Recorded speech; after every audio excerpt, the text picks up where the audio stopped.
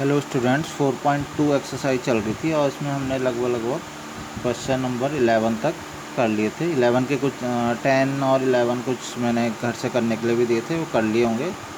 और अब इसके आगे कुछ 1-2 क्वेश्चन और हैं, 2-3 क्वेश्चन और हैं, ठीक है ना। बड़े बड़े और भी हैं, 2 क्वेश्चन छोटे छोटे, लेकिन 12, 13, 14 वो भी मैं करा देता हूँ। उनको ध्यान से देख लेना, समझ लेना, खुद से भी उसके बाद प्रैक्टिस करोगे। जो भी मैं क्वेश्चन, इस एक्सरसाइज के ज़्यादातर क्वेश्चन मैंने कराए हैं, तो उसमें की खुद से प्रैक्टिस भी करनी है, ठीक है, तभी वो अच्छे से आएंगे। तो अभी मैं क्वेश्चन नंबर 12 तुम्हें बता देता हूँ। क्वेश्चन नंबर 12 देख लो। क्वेश्चन नंबर 12 में क्या है, क्वेश्चन नंबर 12 है, ठीक है। लेकिन थोड़ा सा क्वेश्चन नंबर 12 को समझना। मेन चीज़ है, मैंने बोला ना राइट हैंड साइड देखते हैं, तो तुम बोलोगे 1 माइनस एक्स की घात 3 की घात 2 है ना, 1 माइनस एक्स क्यूब की घात, ये प्रूफ करना है मैं। तो मैंने बोला था कि जितने फैक्टर होते हैं उतने अगर कॉमन आ जाए, तुम बोलोगे कितने फैक्टर हैं इसमें। तो अगर तुम सही हो बोल रहे हो तो तुम बोल रहे होंगे 2 फैक्टर हैं। 1 माइनस एक्स क्यूब गुना 1 minus x cube. 1 minus x की क्यूब का होल स्क्वायर का मतलब होता है 1 माइनस एक्स की गुना 2 बार भी है, तो 1 2, तो तुम बोलोगे 2 फैक्टर अगर किस तरीके से बाहर आ जाए तो हमारा आंसर आ जाएगा, ठीक है। लेकिन इसमें थोड़ा सा यही दिक्कत है, इसको तुम्हें समझना है, इसकी राइट हैंड साइड को समझना है थोड़ा सा, वो मैं समझा रहा हूँ कि दरअसल इसमें 2 फैक्टर नहीं है। तो तुम्हें क्या करना है, तुम्हें 1 माइनस एक्स क्यूब कभी मिलने ही नहीं वाला। तुम इसे सॉल्व कितना भी करते रहो, 1 माइनस एक्स क्यूब कभी मिलेगा ही नहीं तुम्हें। 1 माइनस एक्स क्यूब इसको कितना भी सॉल्व करो, तो इसको समझना है कि राइट हैंड साइड को थोड़ा सा तुमने अगर समझ लिया तो ये क्वेश्चन एकदम से सॉल्व हो जाएगा, बहुत आसानी से सॉल्व हो जाएगा, ठीक है। तो राइट हैंड साइड को थोड़ा सा तुम्हें और एक्सपेंड कर लेना, थोड़ा सा और इसको बड़ा करना है। 1 माइनस एक्स क्यूब तुम्हें पता होगा फॉर्मूला, क्या चीज़, ये पहले भी बताया था मैंने, क्या a cube minus b cube का फॉर्मूला, या अभी तो आया था, या x cube minus y cube का फॉर्मूला क्या होता है, क्या बताया था मैंने बताया था एक्स माइनस वाई इंटू, ठीक है, अभी किसी क्वेश्चन में आया था x square plus y square, ठीक है ना, और प्लस एक्स वाई, ये बताया था मैंने, ठीक है। तो ध्यान आ रहा होगा बिल्कुल। X cube minus y cube, x minus y, x square plus y square plus x y, ये सारणी की के क्वेश्चन में कहीं पे सेम वही फॉर्मूला यहाँ पे लगाएंगे। 1 माइनस एक्स क्यूब का मतलब 1 का क्यूब हो गया ना, माइनस ये भी 1 का क्यूब है, ठीक है। तो 1 क्यूब माइनस एक्स क्यूब, इसमें ये वाला फार्मूला लगाएंगे, ठीक है। तो ये सबको समझ में आना चाहिए, इसमें ये वाला फार्मूला लगेगा। फार्मूला लगाते हैं, देखो देखो क्या होगा। ये एक को हम दोनों एक जैसे ही, तो हम केवल एक को खोलेंगे, 1 माइनस एक्स क्यूब, ठीक है। तो 1 माइनस एक्स क्यूब क्या हो जाएगा, 1 माइनस एक्स, देखो यही मेन चीज़ है, अगर तुमने कर लिया तो एक्स माइनस वाई था ना, तो क्या हो जाएगा 1 माइनस एक्स, फिर क्या होता है 1 का स्क्वायर, ठीक है ना, प्लस क्या होता है एक्स का स्क्वायर, ठीक है ना, दूसरे वाले का, और प्लस कितना बताया था मैंने 1 प्लस एक्स स्क्वायर, और दूसरा होता था एक्स इंटू वाई, यानी कि 1 इंटू एक्स। तो 1 इंटू एक्स कितना हो जाएगा, 1 इंटू एक्स, मैं पहले लिख देता हूँ पूरा ही, ए माइनस बी होता है, ठीक है। तो 1 माइनस एक्स, तो 1 पहले वाले का स्क्वायर प्लस दूसरे स्क्वायर, फिर दोनों की गुणा, तो कुल मिला के क्या आया, इनकी गुणा करके, ठीक है, मतलब गुणा नहीं करनी, मतलब इसका फैक्टर करके क्या आया, ये आया, देखो।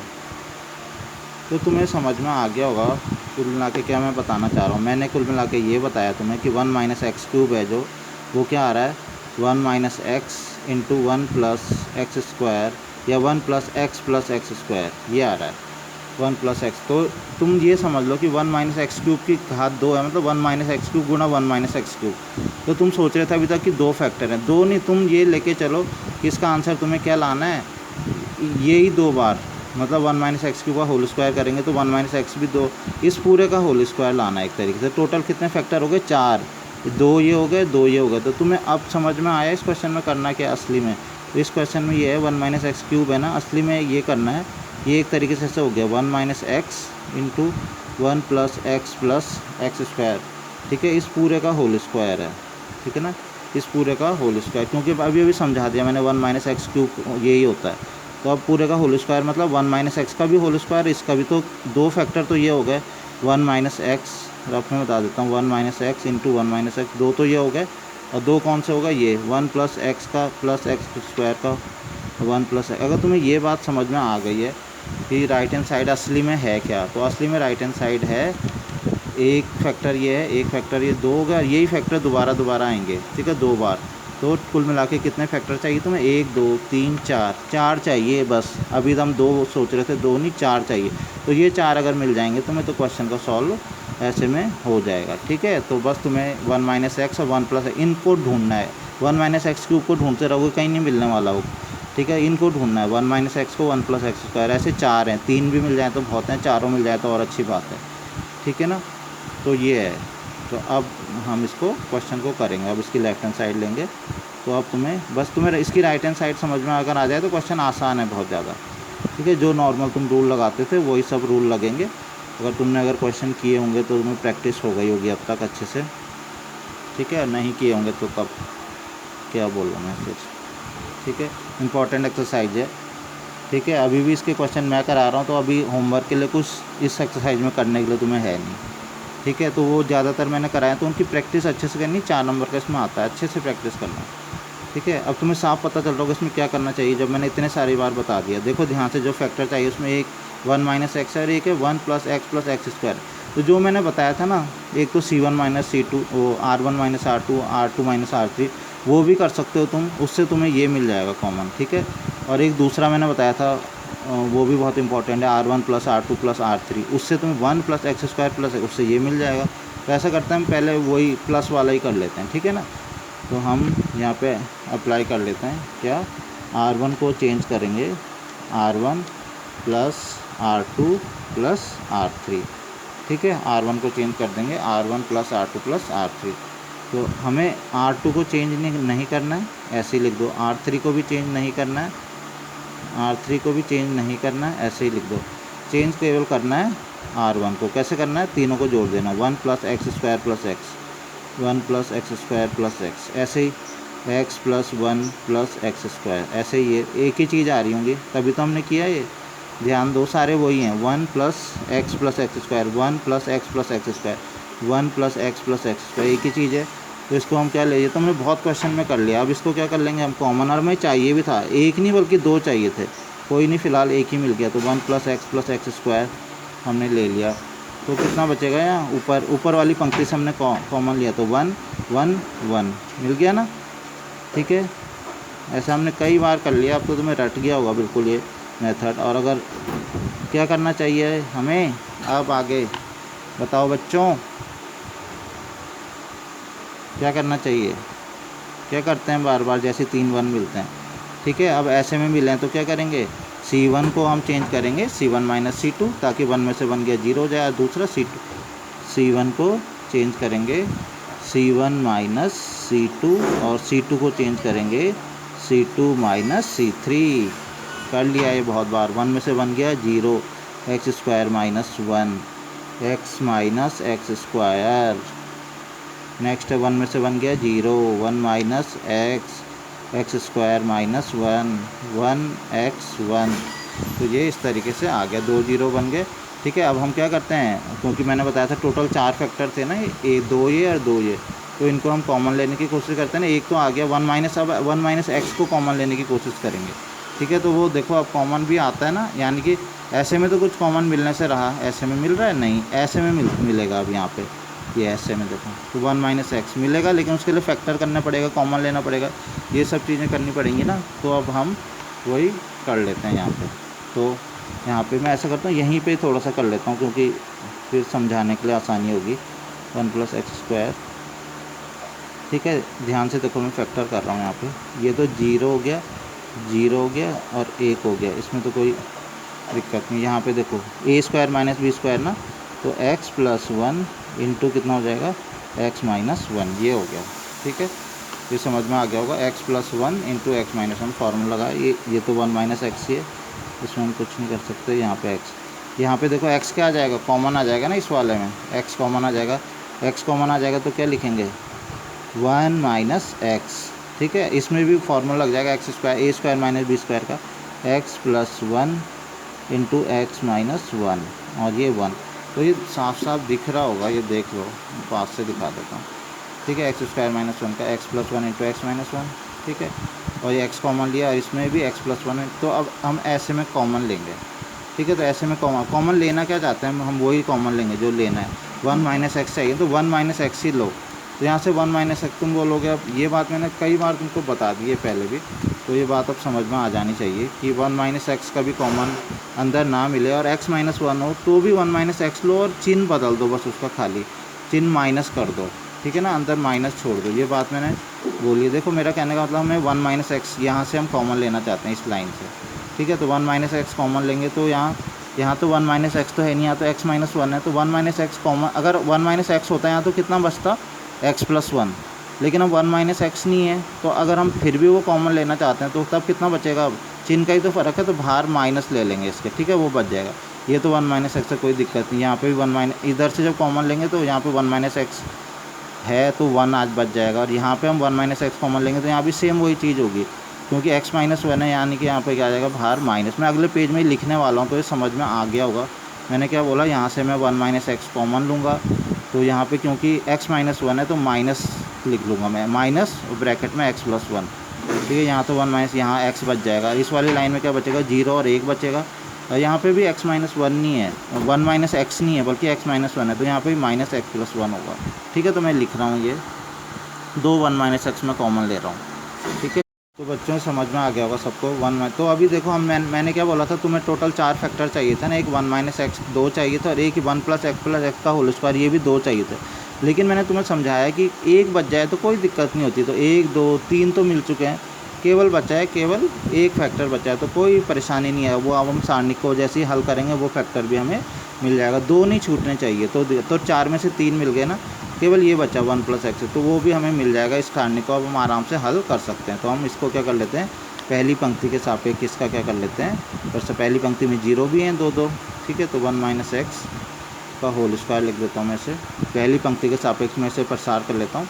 तो क्या होगा, ये देखो पहली पंक्ति ये प्लस 0 हो जाएगा, ठीक है ना, 0 माइनस 0 हो जाएगा, प्लस माइनस प्लस प्लस 1 हो जाएगा, ठीक है ना। 1 में क्या होगा, ऐसे करो, तो कौन सी सारणी बची, ये ना, इसकी गुणा इससे करेंगे, डायरेक्ट ही कर लेता हूँ मैं, इसकी गुणा इससे, माइनस माइनस क्या हो जाएगा plus, x plus 1 into x plus 1 कितना हो जाएगा, x प्लस 1 का होल स्क्वायर, ठीक है ना, x plus 1 into x plus 1 का होल स्क्वायर, माइनस कितना होगा x इंटू 1। ये तो कर लिए हैं बहुत सारे क्वेश्चन, तो यहाँ कोई दिक्कत नहीं होनी चाहिए, तो इसको हम सॉल्व कर लेंगे। 1 plus x square 1 minus x का होल स्क्वायर, और तुम्हें पता है हमें चाहिए क्या, चाहिए ये था 1 प्लस एक्स स्क्वायर आना चाहिए, तो वही आएगा, चिंता मत करो, X square plus 1 plus 2x, A plus B का whole square, A square plus B square plus 2ab 2x, ठीक है।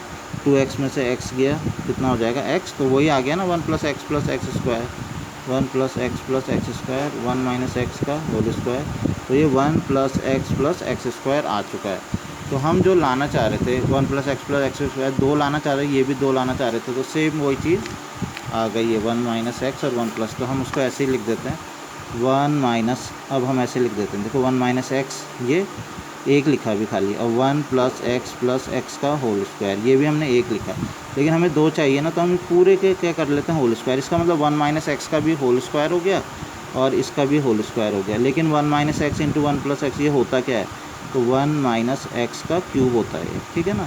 तो इस पूरे की घात 3 आ गई, तो यही हमें प्रूफ करना था, राइट हैंड साइड आ गई। इसका तुम अगर राइट हैंड साइड मतलब जो सिद्ध करना है, अगर तुम ये समझ जाओगे ना 1 माइनस एक्स क्यूब की स्क्वायर, अगर तुम ये समझ गए कि हमें सिद्ध ये नहीं बल्कि ये करना है, तो ये क्वेश्चन ईजीली हो जाएगा। वही तो रूल लग रहे हैं R1 प्लस R2 R3 और वो C1 माइनस C2 जो हमेशा लगाते ही हम नॉर्मली, ठीक है ना, वही रूल लग रहे हैं इसमें। हमने 4-5 क्वेश्चन कम से कम इसी थीम पे किए हैं, ठीक है। जो मैंने घर से करने के लिए दिए थे वो ऐसे ही थे सेम क्वेश्चन, बस इसका मुझे ये समझाना था कि जो राइट हैंड साइड है वो कैसे ऐसे होना चाहिए था, तो ये सबको समझ में आ गया होगा। मैं नेक्स्ट क्वेश्चन नंबर 13 बताता हूँ। देखो ध्यान से, क्वेश्चन नंबर 13 है, ये थोड़ा सा अलग सा क्वेश्चन है। 1 plus A square minus B square, ये इस तरीके से ये दे रखी है सारणिक, ठीक है, और इसको ये सिद्ध करना है 1 plus A square plus B square की घात 3। ये कितने फैक्टर हैं टोटल, ये बच्चों 3 फैक्टर हैं, मतलब 1 plus A square plus B square गुणा 1 plus A square plus B square गुणा 1 प्लस, तो 1 plus A square plus B square ये हमें 3 बार चाहिए।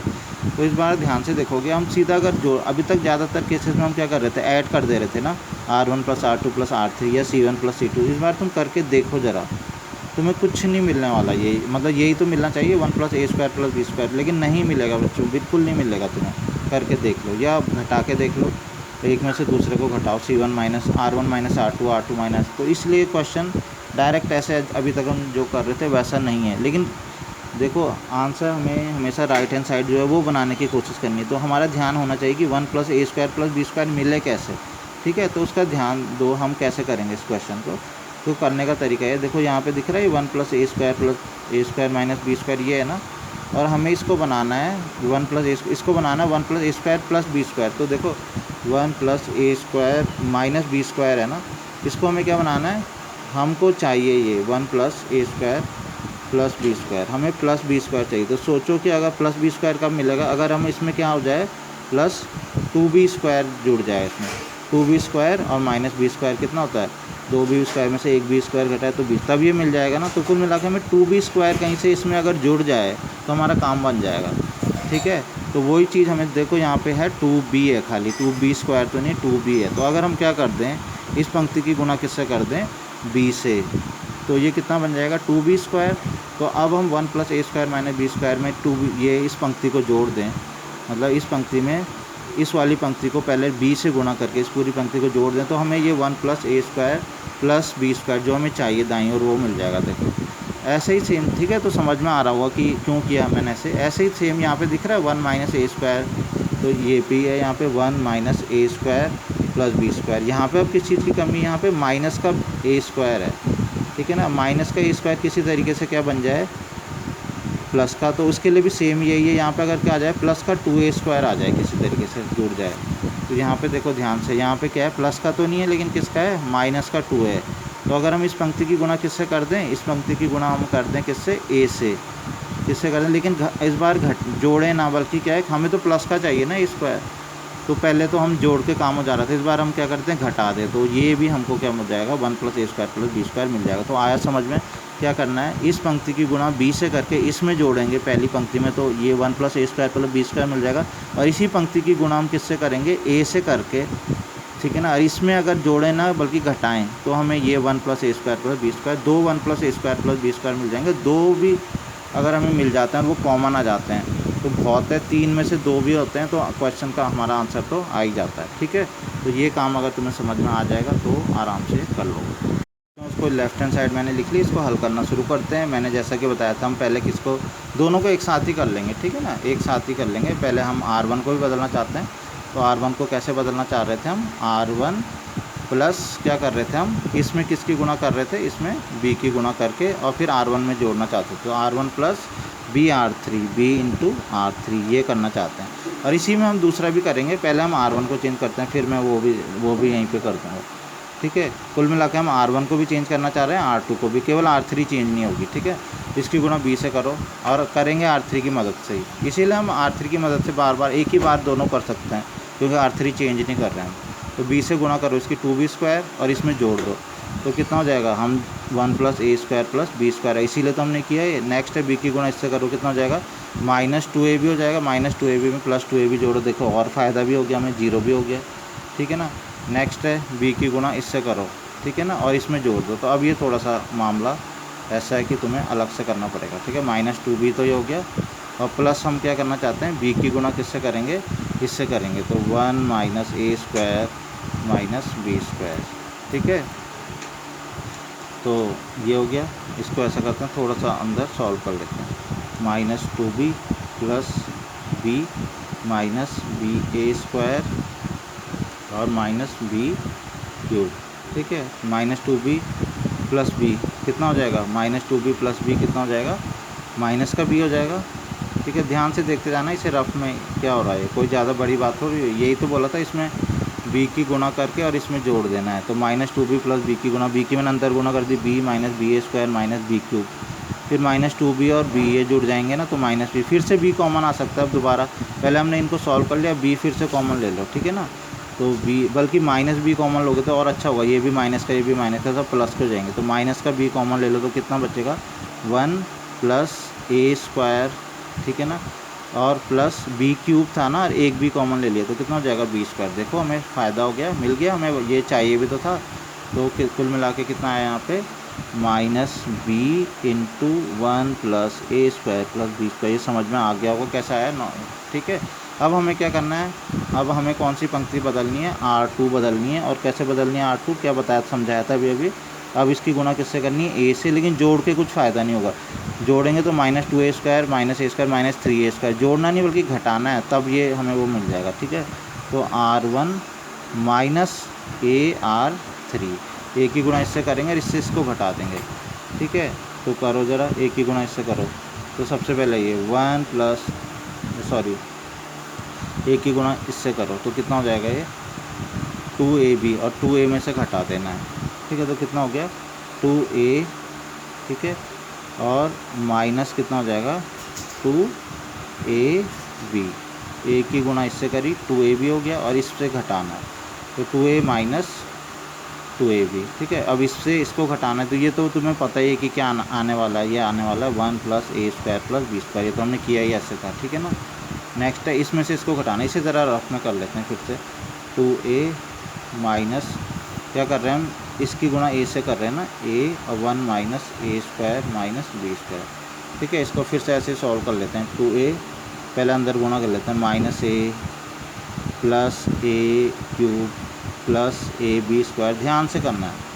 ठीक है, नेक्स्ट क्या करना है, 2a में से ए गया कितना, a plus a cube plus a b square. अब ए को क्या ले लेना है, कॉमन ले लेना, तो कितना बच जाएगा 1 plus A square plus B square, यही तो चाहिए था। यहाँ पे ए कॉमन लिया तो कितना बच जाएगा 1 plus A square plus B square. ठीक है, और नेक्स्ट यहाँ पे हम क्या करेंगे, इसको ऐसे ही लिख लेंगे 2b minus 2a 1 minus A square minus B square.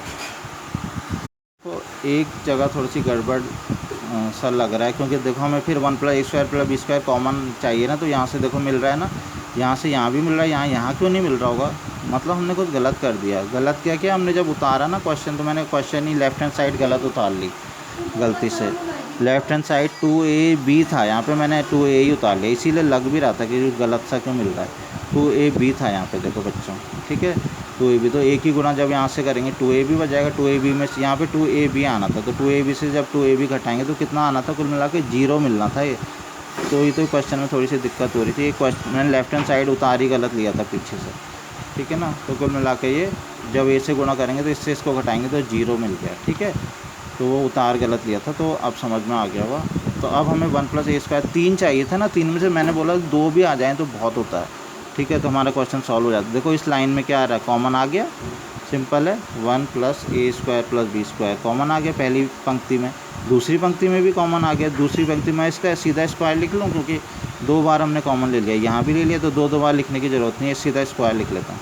तो क्या मिल गया हमें यहाँ पे 1 0 माइनस बी, यहाँ पे क्या मिला 0 1 a और 2b माइनस 2a और 1 माइनस, बस हमारा क्वेश्चन हो गया। मैंने बोला था ना एक बच जाए कोई दिक्कत नहीं, टोटल 3 थे ना, उनमें से अब एक बच गया केवल, तो एक से कोई परेशानी नहीं है, वो एक तो जैसे हम इसे सॉल्व करेंगे वो एक भी मिल जाएगा हमें। ठीक है, तो बस अब इसको किसी के पहली पंक्ति के सापेक्ष में प्रसार कर लेता हूँ, हमारा आंसर आ जाएगा।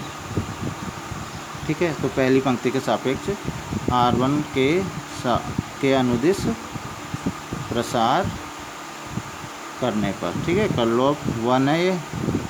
ठीक है, कितना हो जाएगा +1 है ना, ऐसे में करो ऐसे में करो। ठीक है, तो ये 1 माइनस डायरेक्ट कर लूँ, ये अब तो प्रसार करना आता ही आ ही गया तुम्हें। 1 minus A square minus B square है। ठीक है ना, माइनस 2a की गुणा इससे करेंगे तो कितना हो जाएगा माइनस 2a स्क्वायर। ठीक है ना, फिर नेक्स्ट 0, अगला वाला तो 0 ही हो जाएगा, माइनस होता है वैसे प्लस माइनस, तो अगला वाला 0 हो गया। ठीक है, फिर क्या होता है प्लस होगा, लेकिन यहाँ पे माइनस है तो प्लस माइनस कितना हो जाएगा माइनस हो जाएगा। ठीक है, और नेक्स्ट कितना हो जाएगा, अब ऐसे करके माइनस भी ऐसे, तो ये दोनों हो जाएंगे, तो कितना हो जाएगा 0 की गुणा माइनस 2a से करो कितना होगा 0, माइनस 2b की गुणा 1 से करो कितना हो जाएगा 2b। बस ये हो गया इसको सॉल्व। तुम्हें पता है ये सॉल्व करके कितना आना चाहिए 1 plus A square plus B square, वही आएगा। ठीक है, करो, ए स्क्वायर प्लस बी स्क्वायर की घात 2 है, एक और चाहिए बस खाली, तो इसे सॉल्व करो, कितना हो जाएगा 1 minus A square minus B square, minus minus का क्या हो जाएगा प्लस 2a स्क्वायर। ठीक है, इधर वाला भी साथ साथ सॉल्व कर लेते हैं। माइनस बी है, इसकी गुणा इससे करो तो कितना हो जाएगा माइनस माइनस का क्या हो जाएगा प्लस 2b स्क्वायर।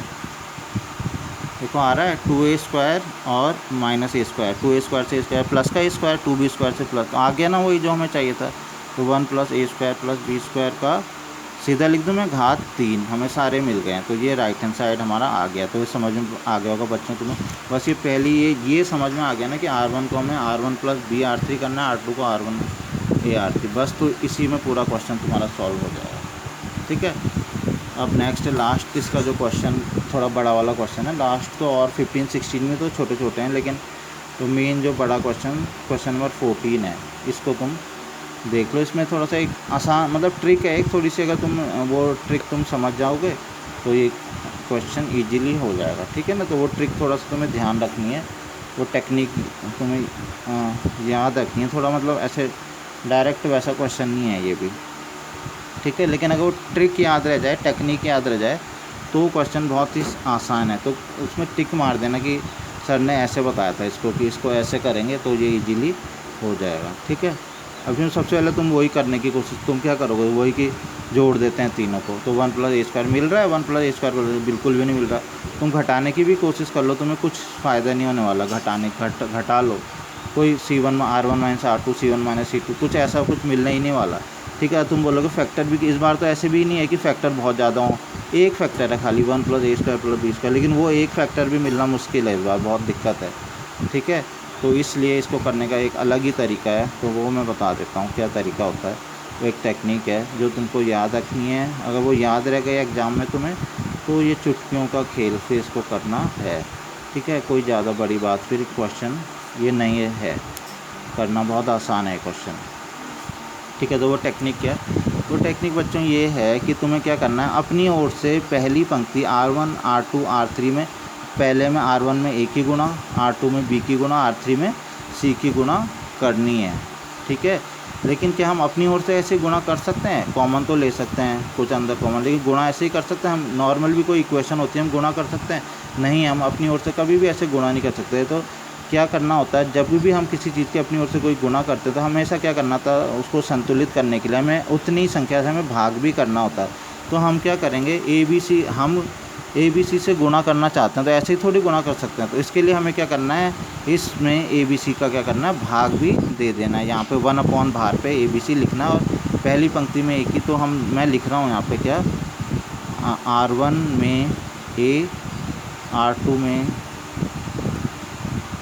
B तथा R3 में C की गुणा करने पर, ये करना है हमने, लेकिन बैलेंस करने के लिए भाग भी करना है। तो साथ में लिख रहा हूँ सारणिक में, और सारणिक में क्या करना, ABC का भाग देने पर। ठीक है, ये बच्चों बहुत मतलब ये तुम्हें अगर ध्यान रह जाएगा तो क्वेश्चन, एक इसके बाद एक और है, उसके बाद ये क्वेश्चन सॉल्व हो जाएगा। ठीक है, क्वेश्चन ज़्यादा बड़ा नहीं है, लेकिन ट्रिक है इसमें। ठीक है ना, तो हम क्या करेंगे, मैंने बोला कि हम पहली पंक्ति में ए की गुणा कर देंगे, दूसरी में बी की, तीसरी में सी की, लेकिन उससे पहले क्या करेंगे, हम 1/ABC से हम भाग भी करेंगे। ठीक है, तो ए की गुणा करो, कितना हो जाएगा, A³ प्लस A। ठीक है ना, और यहाँ पे ए की गुणा करो, कितना हो जाएगा, A² B, यहाँ पे ए की गुणा करो A² C। ऐसे ही यहाँ पे बी की गुणा करो, कितना हो जाएगा, AB²। ठीक है, यहाँ पे भी बी की गुणा करो, कितना हो जाएगा, B³ प्लस B, यहाँ पे बी की गुणा करो, कितना हो जाएगा, B² C। ठीक है, यहाँ पे C की गुणा करो, कितना हो जाएगा, C² A, यहाँ पे C की गुणा करो, कितना हो जाएगा, C² B, यहाँ पे C की गुणा करो C³ प्लस 1। तो मैंने बोला कि पहली, दूसरी, तीसरी पंक्ति में A1 A, B और C की गुणा करनी है। अब नेक्स्ट स्टेप क्या है बच्चों, नेक्स्ट स्टेप ये है कि अब वापस से हमें क्या ABC क्या ले लेना है, कॉमन लेना है, लेकिन इस बार R1 से नहीं। ठीक है, R1 R2 R3 में तो हमने गुणा करी पंक्तियों में। अब क्या करना है, नेक्स्ट स्टेप ये कि स्तंभों से गुणा हमने ABC की पंक्तियों में करी और स्तंभों से हमें कॉमन ले लेना है उसको, स्तंभ से मतलब पहला स्तंभ, दूसरा स्तंभ, तीसरा स्तंभ। ठीक है, तो अब क्या है नेक्स्ट स्टेप ये कि C1 C2 तथा C3 से क्रमशः जानते ही हो तुम, क्रमशः मतलब C1 से A B C क्या लेने पर, कॉमन लेने पर। ठीक है, तो हम क्या करेंगे अब ऐसे में हमने गुणा करी थी, ऐसे में अब फिर से कॉमन ले लेंगे, यहाँ से A कॉमन ले लेंगे।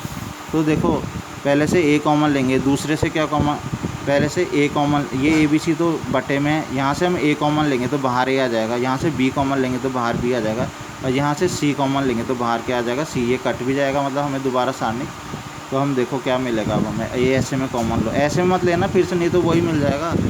ठीक है, फ़ायदा क्या होगा फिर, गुणा भी R1 ही में कर रहे हो, कॉमन भी R1 से ले लो। C1 से C2 C3 से कॉमन लेना। अब ऐसे में लो, A कॉमन लोगे तो कितना बच जाएगा, A² और +1। ठीक है ना, A² +1। A कॉमन ले लो, कितना हो गया, B²। A कॉमन ले लो, कितना हो गया, C²। ठीक है ना, यहाँ से B कॉमन लोगे तो कितना बच जाएगा, A²। B कॉमन लोगे तो कितना हो जाएगा, B² +1। ठीक है ना, B² +1। B कॉमन ले लिया ना, एक B कम हो जाएगा, यहाँ से भी एक B कम हो जाएगा, यहाँ से B कॉमन ले लोगे, C²। यहाँ से C कॉमन ले लोगे तो कितना बच जाएगा, A² B² और यहाँ पे ये मैंने शायद गलत कर दिया, जब मैंने C की गुणा करी थी तो यहाँ पे C नहीं लिखा था, ऐसे में जब C की गुणा करी तो C कॉमन ले कितना हो जाएगा, C² +1। तो ये आ गया। ठीक है, इस तरीके से आ गया, ABC से ABC क्या हो जाएगा, कट जाएगा। ठीक है, अब जो फॉर्मेट में हमें चाहिए थी, अब समीकरण मिल गई। अब हमको ये 1 + A², दरअसल हम अभी तक जब हमें क्वेश्चन मिलते थे ऐसे मिलते थे जो आसान होते थे, ये आसान है देखो करना। क्या हमें ये चाहिए था ना, हम क्या करते थे अभी तक ज़्यादातर क्वेश्चन में हम करते थे R1 + R2 + R3 जोड़ देते थे ना। अब कर लो वाला काम, जोड़ लो R1 + R2 + R3, क्या मिलेगा, 1 + A² + B² + C²। यहाँ भी यही A² B² C² +1 A² मिल गया ना, R1 + R2 + R3। अब करेंगे तो हमें आंसर आराम से मिल जाएगा। तो मैंने अब R1 + R2 + R3 मैंने कर लिया, तो ये मिल गया है। ठीक है ना, ये हम बहुत क्वेश्चन में कर चुके हैं। अब क्या करेंगे, 1 + A², अब तो क्वेश्चन सिंपल हो चुका है, 1 + A² + B² को कॉमन ले लेंगे, यहाँ से ऐसा होता ही है, तो 1 1 1 बच जाएगा ना ये, और फिर B² + 1 B² C² +1। ठीक है, मैंने पीछे से गलत उतार लिए, C² है, ये भी C²। ठीक है, अब क्या करते हैं, 3 1 आ जाते हैं, तुम्हें पता ही है क्या करते हैं, इसमें C1 - C2 और C2 - C3, 2 0 बन जाते हैं ना सीधा सीधा, तो वही हम कर लेंगे, C1 - C2 और C2 को हम लिखेंगे C2 - C3, तो 2 0 भी बन जाएंगे हमारा। हमें वैसे आंसर यही चाहिए, तुम्हें पता है 1 + इसका मतलब इसको सॉल्व करके 1 आने वाला है, इस पूरे को सॉल्व करके। ठीक है, लेकिन ये भी ईजिली सॉल्व हो जाए, इसके लिए भी हम थोड़ा सा 0 बना लेंगे ताकि हमें ज़्यादा मेहनत ना करनी पड़े। तो 1 में से 1 गया 0, इससे इसको घटाएंगे B², तो माइनस का B² कट जाएगा, ये प्लस का 1 किसका बन जाएगा, माइनस का घटाएंगे जब इससे इसको, C² से C² कितना 0, 1 में से 1 गया 0, B² + 1 में से B², तो B² से B² कट जाएगा, कितना बचेगा 1, C² से जब इसको घटाएंगे तो कितना हो जाएगा, -1। कैलकुलेशन ज़रा अच्छे से करना, ध्यान से। ठीक है ना, ज़्यादा दिक्कत हो तो तुम रफ में कर सकते हो कैलकुलेशन। बस अब 2 0 बन गए, तो प्रसार करो, तुम्हें पता चल रहा होगा। मैं डायरेक्ट ही कर देता हूँ, प्लस माइनस प्लस, ऐसे करोगे तुम, ऐसे कितना होगा, -1 की गुना +1 से करोगे 1 1 - 0, तो कुल मिला के कितना होगा, इसका प्रसार जब किया हमने, प्रसार किया ना इसका, आसान सा था प्रसार, 1 ही आया ना, 1 ही तो चाहिए भी था, तो इसका आंसर हमें 1 + A² + B² + C² बच्चों ये मिल गया है राइट हैंड साइड। तो ये बस इसकी टेक्निक और ट्रिक तुम समझ जाओगे ना, तो इजीली क्वेश्चन हो जाएगा कि पहले R1 R2 R3 में ABC की गुणा करने पर और ABC बाहर भाग करने पर, और फिर C1 C2 C3 में ABC कॉमन लेने पर, तो क्वेश्चन आराम से हो जाएगा। हाँ देखो, यदि ये 15 क्वेश्चन है, ये ऑप्शन मल्टीपल चॉइस क्वेश्चन है, इसमें 4 आंसर दे रखे हैं। यदि A = एक 3 × 3 कोटि का वर्ग अवयव है, तो K कोई संख्या हो गई। ठीक है ना, ये अवयव नहीं है, तो का मान क्या होगा। ठीक है, तो इसका मान क्या होता है बच्चों, इसमें मान, इसका एक फार्मूला भी है कि अगर क्या है, फार्मूला ये है कि अगर कोई n कोटि का वर्ग अवयव है, n कोटि का, ठीक है ना, n कोटि का वर्ग अवयव है, तो हमेशा क्या होता है, Ka = होता है, ठीक है, K की घात n और सारणिक 1। ठीक है, कुल मिला के होता ये है कि जब के की गुणा उसमें अंदर हो रखी है तो हम कॉमन, देखो आता कैसे इसका आंसर, ये के की घात n कैसा आता है, तो आता ऐसे है कि के के अंदर मल्टीप्लाई ए से हो रखी है ना अंदर, तो हम क्या, मान लो हम पहली पंक्ति से के कॉमन ले, पहली पंक्ति से कॉमन हम पंक्ति वाइज लेते हैं ना, आव्यू की तरह तो नहीं करते ना ऐसे, ठीक है। इसमें सारणी, ये तो सारणिक है, ध्यान से देखो, बाहर से सारणिक है, सारणिक में हमें के को बाहर लाना है सारणिक से।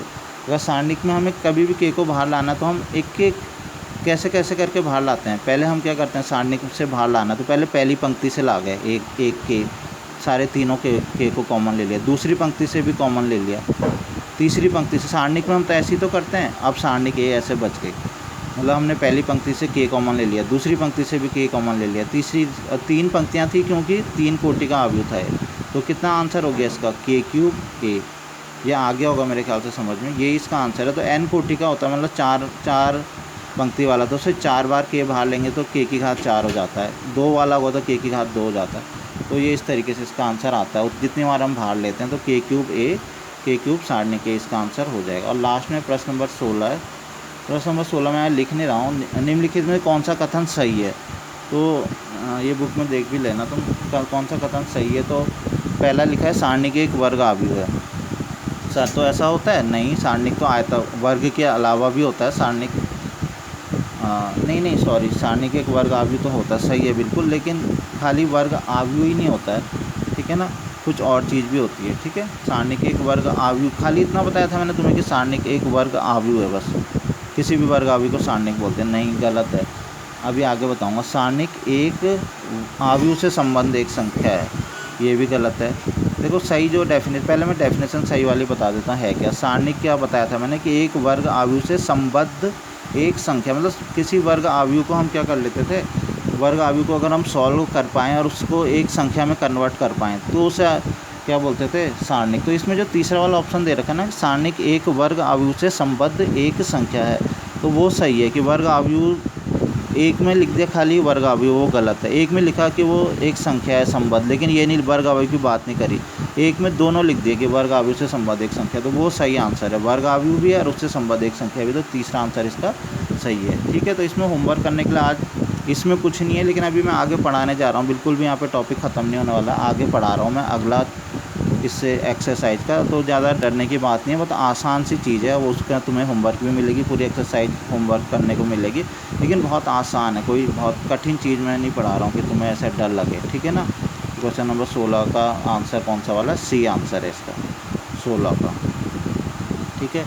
और इसका आंसर था, इसका भी सी था, ठीक है। तो मैं नेक्स्ट पढ़ाने जा रहा हूँ, तो कोई बहुत बड़ी बात नहीं है, ज़्यादा डरने की बात नहीं है, ठीक है। नेक्स्ट है त्रिभुज का क्षेत्रफल, ठीक है। देखो तुमने त्रिभुज का क्षेत्रफल कैसे कैसे बहुत सारे तरीक़ों से त्रिभुज का क्षेत्रफल निकलता है ना, ठीक है, लेकिन अभी हम यहाँ पे पढ़ रहे हैं कि उस त्रिभुज का क्षेत्रफल जिसके क्या दे रखे हों, जिसके निर्देशांक, शीर्षों के निर्देशांक दे रखे हैं, ठीक है।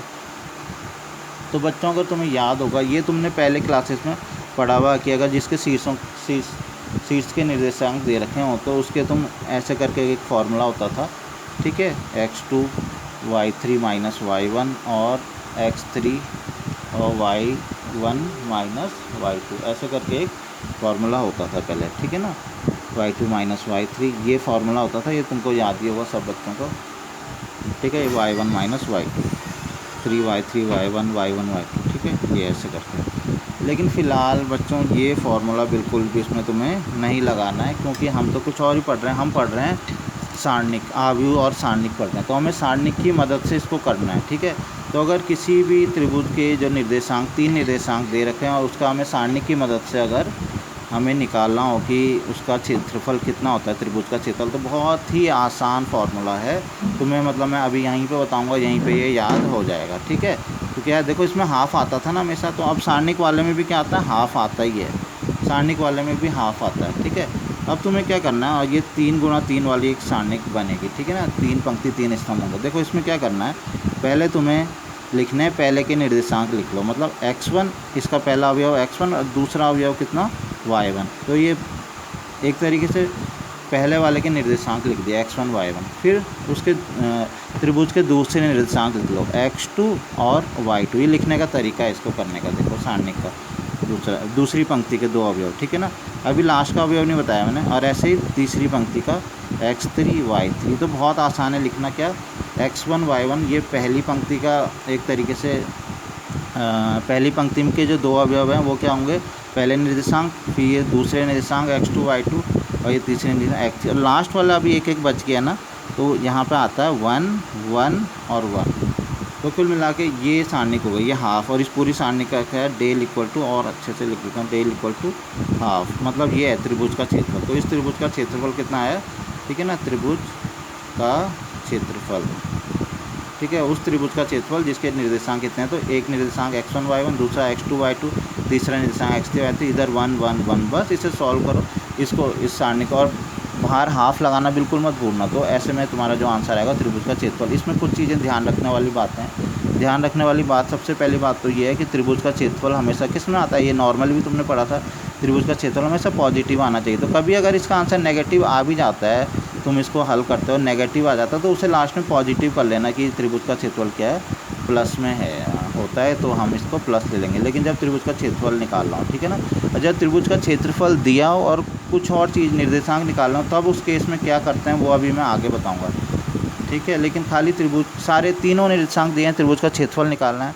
तो वहाँ पे क्या करते हैं, हमेशा आंसर माइनस में भी आता है, लास्ट में तो प्लस कर लेते हैं क्षेत्रफल में, क्योंकि क्षेत्रफल प्लस ही होता है, ठीक है। तो ये इस तरीके से करना। और देखो इसको उसके बाद इस सारणी को जो हल करोगे ना, तुम सारणी को हल तुम ऐसे भी कर सकते हो, सारणी को हल, ठीक है, सारणी को हल तुम डायरेक्ट प्रसार करके भी कर सकते हो। और तुम्हें दिख रहे हैं 3 1 है, तो तुम थोड़ा सा और काम आसान करना चाहते हो तो r1 minus r2 r2 minus ऐसे 2 0 बना के भी करना चाहते हो तो वैसे भी कर सकते हो, जैसी तुम्हारी मर्जी है, ठीक है ना। आंसर तो वही आना है। यहाँ पे बहुत ज़्यादा ज़रूरी नहीं कि गुणधर्मों का प्रयोग करो, क्योंकि यहाँ तो संख्याएं मिलेंगी ना, 1 2 3 4 ऐसे करके, तो ये ऐसे करना था, ठीक है। इसमें कुछ एक चीज़ तो मैंने बता दी कि क्षेत्रफल निकालना हो, अगर क्षेत्रफल यदि निकालना हो, ठीक है, तो वो क्षेत्रफल क्या करना है, निकालना हो तो क्या करना है, क्षेत्रफल हमेशा किस में लेंगे, क्षेत्रफल हमेशा प्लस में लेंगे, ठीक है ना। दूसरा इसका टिप है कि क्षेत्रफल अगर दिया हो, क्षेत्रफल ध्यान से देखना, ये था क्षेत्रफल निकालना, तुम्हें निकालने के लिए दिया, क्षेत्रफल तुमने निकाला, 5 -5 आ गया, तुम उसे +5 लिखना आंसर। लेकिन क्षेत्रफल अगर दिया हो बच्चों, ये चीज़ बहुत ध्यान से देखना, क्षेत्रफल अगर दिया हो, पहले से ही दे रखा है कि क्षेत्रफल इसका 5 है, तो जब क्वेश्चन को हम हल करते हैं ना, इसका मतलब क्षेत्रफल दे रखा है, मतलब कुछ और चीज़ें पूछी है, निर्देशांक वगैरह निकालने हैं, ठीक है। तो उस केस में क्या करना है, क्षेत्रफल अगर दे रखा हो तो हमेशा क्या करते हैं हम, दिया हो तो सारणिक का जो मान है या क्षेत्रफल का मान है, सारणिक का मान हम प्लस तथा माइनस दोनों लेते हैं। इस चीज़ को बिल्कुल ध्यान रखना, ठीक है ना। जब क्षेत्रफल पहले से दे रखा हो क्वेश्चन में, ठीक है, मान लो क्षेत्रफल पहले से दे रखा, मतलब हाफ मान लो तुम्हें सारणिक का मान निकालना है, ठीक है ना। एक निर्देशांक तो दे रखा है, दूसरा भी दे रखा है, तीसरे में k 5 ऐसे दे रखा है, और तुम्हें क्षेत्रफल दे रखा है कि 7 है इसका, तो तुम्हें उस केस में यहाँ पे प्लस और माइनस दोनों क्षेत्रफल निकाल के तब इसको सॉल्व करके k का मान निकालना है। तो ये समझ में आया होगा, क्षेत्रफल अगर दिया हो तो प्लस माइनस दोनों लेते हैं, अभी क्वेश्चन से समझ में आ जाएगा। क्षेत्रफल निकालना हो तो केवल प्लस लेते हैं, ठीक है। और लास्ट इसमें है बस, इसके बाद ये एक्सरसाइज के बस 2 उदाहरण कराऊँगा और पूरी एक्सरसाइज तुम घर से कर लोगे, बहुत ही आसान एक्सरसाइज है।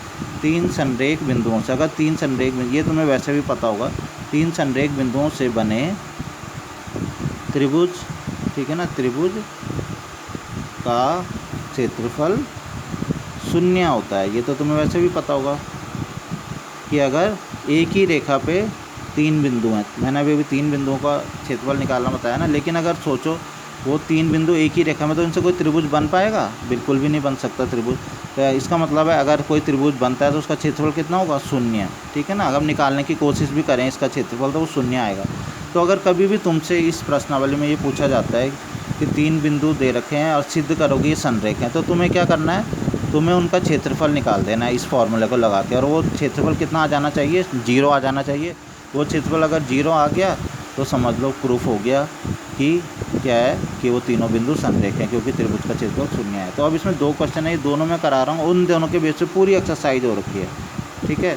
तो उदाहरण 17 है, देखो, एक त्रिभुज का क्षेत्रफल ज्ञात कीजिए। त्रिभुज त्रिभुज का क्षेत्रफल ज्ञात कीजिए, इसके शीर्ष इतने हैं। तो ये तो बहुत सिंपल है, जैसे मैंने अभी बताया था तुम्हें त्रिभुज का क्षेत्रफल निकालना है ना, तो मैंने क्या फॉर्मूला बताया था, हाफ। अब मैंने तुम्हें बोला था यहाँ पे उनके शीर्ष रखना शुरू कर दो, मतलब जैसे पहला शीर्ष कितना दे रखा है x1 y1 ना, फॉर्मूला तो वो होता है, लिख सकते हो तुम चाहे तो फॉर्मूला x1 y1। तो पहला शीर्ष यहाँ पे रख दोगे 3 8, दूसरा शीर्ष यहाँ पे रख दो -4 और 2, तीसरा शीर्ष मतलब जगह छोड़ के 3 फिर 8 -4 और 2, और अगला क्या 5 और 1, तीसरा शीर्ष भी रख दिया। और यहाँ मैंने क्या बोला 1 1 1।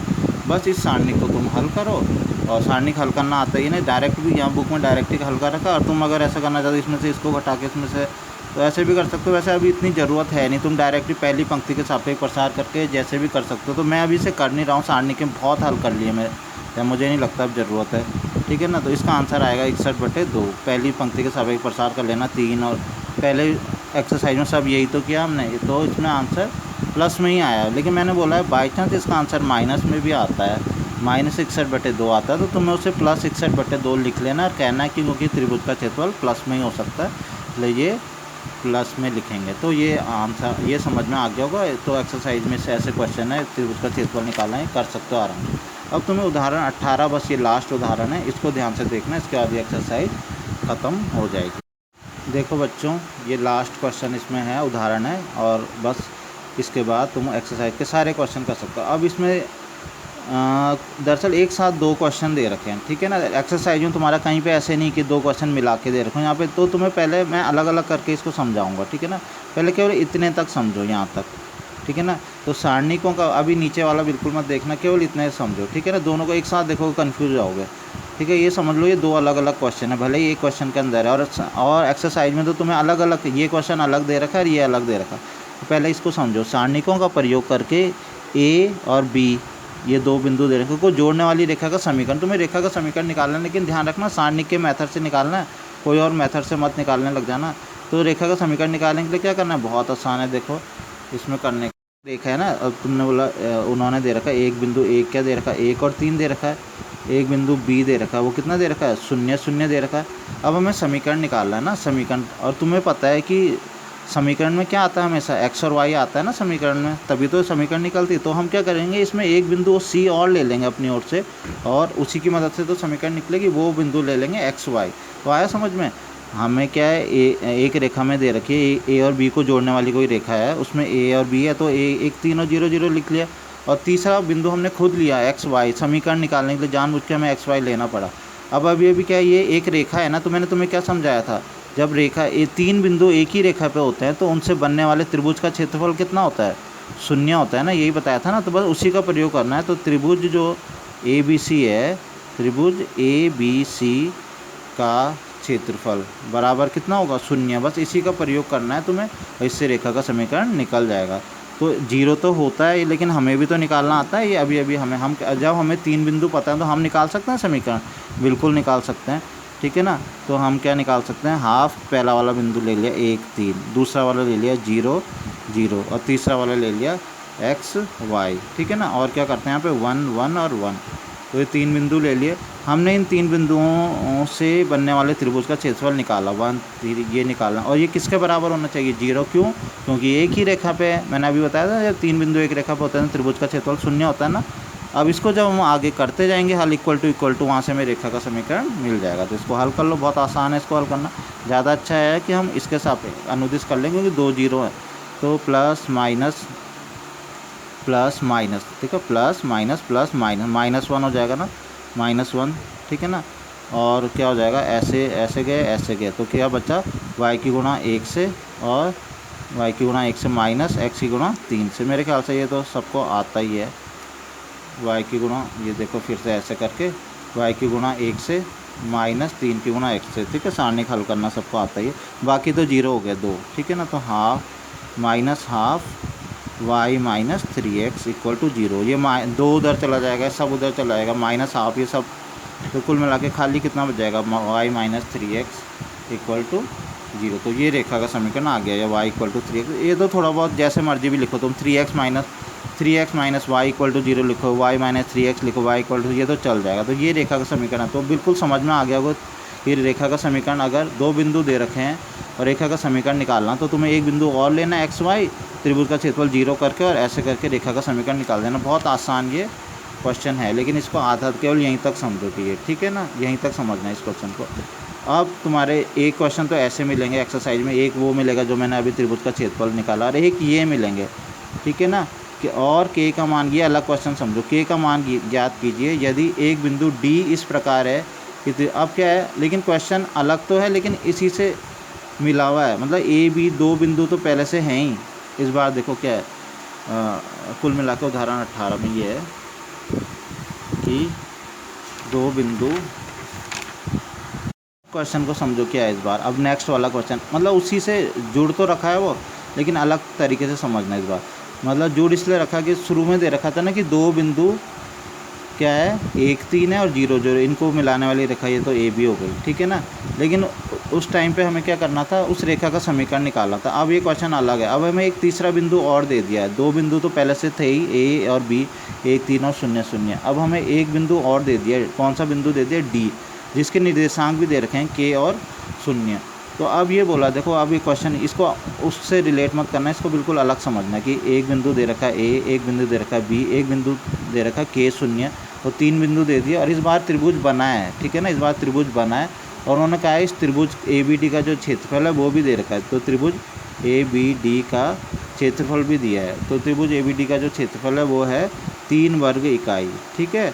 तो कुल मिला के ये वैसा क्वेश्चन है कि जिसमें 3 बिंदु हैं, ठीक है ना, ये दे रखे हैं ऐसे, और इसमें के का मान हमें बस पता नहीं है, और 3 वर्ग इकाई इस वृत्त का क्षेत्रफल है, तो यहाँ पे के का मान हमें निकालना। तो ये बहुत आसान है, ये भी तुम्हें समझ में आ रहा होगा कैसे करना है कि हम ए बी डी का क्षेत्रफल 3 वर्ग इकाई तो दे रखा है और हम भी निकालेंगे, तो वहाँ से सॉल्व करते जाएंगे तो के का मान निकल जाएगा। लेकिन बच्चों मैंने क्या बोला था, जब पहले से ही त्रिभुज का क्षेत्रफल दिया हो तो हमेशा जब हम उसको हल करेंगे तो वहाँ पे प्लस माइनस में इसको लिखते हैं, ठीक है। तो त्रिभुज ए बी डी का क्षेत्रफल कितना दिया है, प्रश्न में दिया है 3 दिया है, लेकिन अब जिसको हल करेंगे, लेकिन हमें भी तो आता है निकालना त्रिभुज ए बी डी का क्षेत्रफल। कैसे निकालेंगे हम, हाफ, ठीक है ना, क्या हो जाएगा 1 3, ठीक है। दूसरा बिंदु लिखो 0 0, तीसरा बिंदु लिखो के और 0, ठीक है। यहाँ पे क्या लिखते हैं 1 1 1, ठीक है। अब मैंने बोला था जब त्रिभुज का क्षेत्रफल पहले से ही दिया, वो तो 0 था ना पहले, तो 0 में तो प्लस माइनस लगाने की कोई ज़रूरत ही नहीं है ना, इसलिए नहीं लगाया। लेकिन यहाँ तो 3 है ना, तो हमेशा यहाँ क्या करते हैं प्लस माइनस 3 दो वैल्यू लिखते हैं। ज़रूर यहाँ पे तुम प्लस माइनस लिखोगे अगर क्षेत्रफल पहले से ही दिया हो, ठीक है, और हमें कोई के का मान निकालना हो और क्षेत्रफल पहले से ही दिया हो, तो ऐसे अब क्वेश्चन आएंगे। अब इस तरीके के क्वेश्चन तुम्हें प्रश्नावली में मिलेंगे कि एक बिंदु दिया है, दूसरा बिंदु भी दिया है, तीसरा बिंदु के करके कुछ है, और ए बी पूरे त्रिभुज का क्षेत्रफल 4 5 6 वर्ग इकाई, तो ऐसे तुम इसको करोगे। तो अब इसको हल करो तो कितना हो जाएगा, मान लो हम इसी की पंक्ति के सापेक्ष प्रसार कर लेते हैं, तो प्लस माइनस, तो -1, ठीक है। तो 0 की गुणा 1 से, और माइनस कितना हो गया 3 के, ठीक है। तो प्लस माइनस 3, तो ये कितना हो गया हाफ। ऐसा करते हैं माइनस से माइनस क्या हो गया, प्लस हो गया ना, 3 के इक्वल टू प्लस माइनस 3, तो कितना हो जाएगा 3 से 3। अच्छा पहले हम ऐसा करते हैं, उधर मल्टीप्लाई कर देते हैं 2 की गुणा, ठीक है। तो तुम ये भी कर सकते हो, एक बार प्लस लेने पर एक बार, तो ऐसे ही कर लेते हैं, ऐसा प्लस चिन्ह लेने पर प्लस चिन्ह लो तो कितना हो जाएगा 3 के बटे 2 इक्वल टू प्लस का 3 ना, तो ठीक है, 2 उधर चला गया, 2 3 6 और बटे 3 इधर चला गया, तो कुल मिला के कितना आएगा, के का मान कितना आ गया 2 आ गया, ठीक है। प्लस का चिन्ह लेने पर, ये हल करना तो सबको आता ही है। और अगर मैं माइनस का चिन्ह लूँ, नेगेटिव चिन्ह लूँ, तो क्या होगा, यहीं पे लेना है नेगेटिव चिन्ह, ठीक है ना। तो 3 बटे 2 के इक्वल टू -3, इसको हल करोगा तो कितना आएगा आंसर, के बराबर 3 दूनी 6 और कितना हो जाएगा, इस बार किसका 2 आ जाएगा, माइनस का 2 हो जाएगा। तो इसके हमारा आंसर आ गया है, के का मान प्लस का 2 और के का मान माइनस। तो अब सेम ऐसे ही क्वेश्चन सारे के सारे प्रश्नावली में तुम्हें मिलेंगे। दिखा में 4.3 के सभी प्रश्न करने, सारे ऐसे ही हैं। देखो इसमें 4.3 में सब ऐसे ही है। त्रिभुजों का क्षेत्रफल ज्ञात कीजिए, शीर्ष दे रखे ना, तीनों क्वेश्चन हो जाएंगे। दिखाइए कि ये संरेख है, संरेख के लिए क्या करोगे, ए बी सी इनका त्रिभुज का क्षेत्रफल निकालोगे तुम हाफ, और इनको इन निर्देशांकों को वहाँ रखोगे, ठीक है ना, और उसको हल करते जाओगे। सारणी को तुम्हें सिखाया, उस सारणी को सॉल्व करोगे, उसका मान 0 आना चाहिए। ए बी सी रखना, उसका मान अगर 0 आ गया तो तुम बोलोगे कि ये तीनों बिंदु कैसे हैं, संरेख है, क्योंकि त्रिभुज का क्षेत्रफल 0 आया। प्रत्येक में के का मान ज्ञात कीजिए, क्षेत्रफल 4 वर्ग इकाई। तो अभी वाला था ये वाला क्वेश्चन। ये त्रिभुज का क्षेत्रफल निकालेंगे, इक्वल टू क्या रखेंगे, क्षेत्रफल प्लस माइनस 4 रखेंगे, तो यहाँ से के का मान निकल जाएगा। ऐसे ही ये अलग से करेंगे, इसमें भी प्लस माइनस 4 रखेंगे, यहाँ से के का अलग मान 2 मान निकल जाएंगे प्लस। सारणिकों का प्रयोग करके 1 2 को मिलाने वाली रेखा का समीकरण ये भी बता दिया है। ऐसे ही ये इसको मिलाने वाले ये भी बता दिया है। यदि शीर्ष ए का क्षेत्रफल इतना वर्ग इकाई तो के का मान निकालिए, इसमें प्लस माइनस 35 करके और ये क्वेश्चन हो जाएगा। तो ऐसे इसको हल कर लेंगे।